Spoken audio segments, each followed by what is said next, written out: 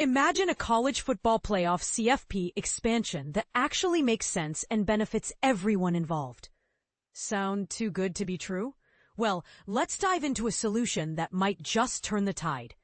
The latest proposal isn't cutting it. Recently, a new and somewhat convoluted CFP expansion idea was presented to Big Ten athletic directors. Source, New York Times. The proposal suggests either 24 or 28 teams. With the Big Ten and SEC getting 6 or 7 automatic bids, the Big 12 and ACC receiving 2 fewer, and 4 slots reserved for non-automatic qualifiers. Confused yet? You're not alone. In recent months, the debate over CFP expansion has heated up. The SEC and Big Ten are at odds over whether there should be a 16-team bracket with 5 conference champions and 11 at-large spots, or if Big Ten Commissioner Tony Petitti's plan should prevail. His plan includes 4 auto bids each for the Big Ten and SEC, 2 each for the Big 12 and ACC, and 1 for the Group of 5. But here's where it gets controversial. Codifying favored status for certain conferences in the postseason is a decades-old tradition, but it's far from fair. It's time to rethink this approach and start fresh with the next iteration of the CFP. A proven solution, the FCS format. There's one playoff format that has consistently worked and could satisfy nearly everyone in the sport. It's used in the FCS ranks and is surprisingly straightforward. Here's how it works. 24 teams qualify, 10 of which are conference champions, and the remaining 14 are at-large selections chosen by a committee.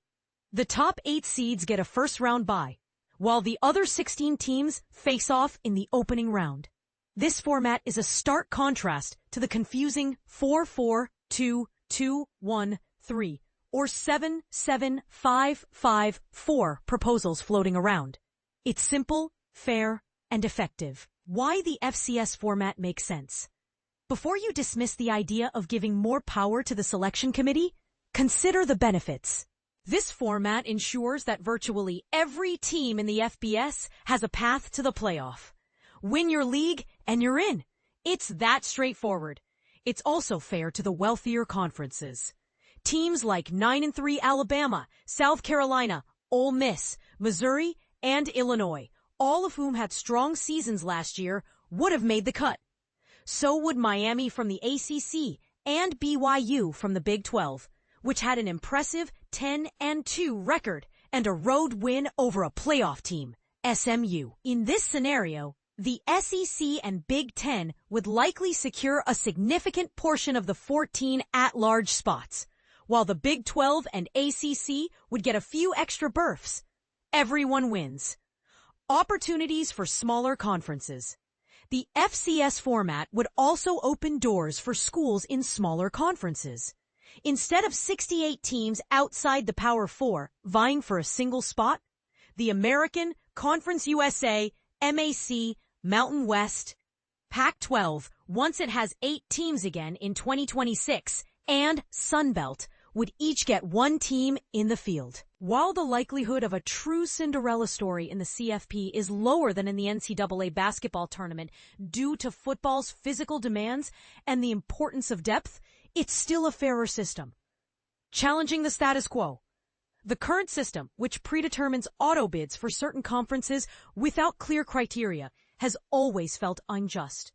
If all teams are part of the same subdivision, FBS, then every league's champion should be respected and given a chance. Jeremiah Dickey, Boise State's athletic director, put it bluntly in an interview with The Athletic. People have been grandfathered in over time, and some have a seat at the table while others don't.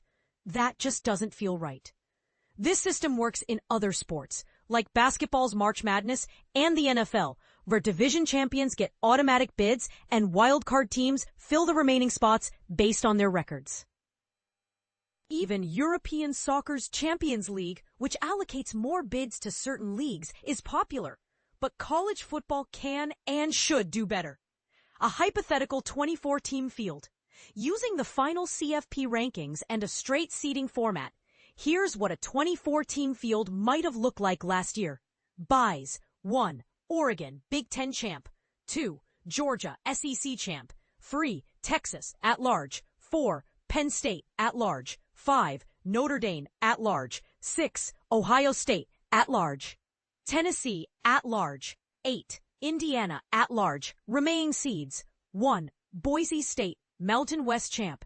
2. SMU, at large. 3. Alabama, at large. 4. Arizona State, Big 12 champ. 5. Miami, at large. 6. Ole Miss, at large. 7. South Carolina, at large. 8. Clemson, ACC champ. 9. BYU, at large. 10. Iowa State, at large. 11. Missouri, at large. 12. Illinois, at large. 13. Army, American champ. 14. Marshall, Sun Belt champ. 15. Ohio, MAC champ. 16.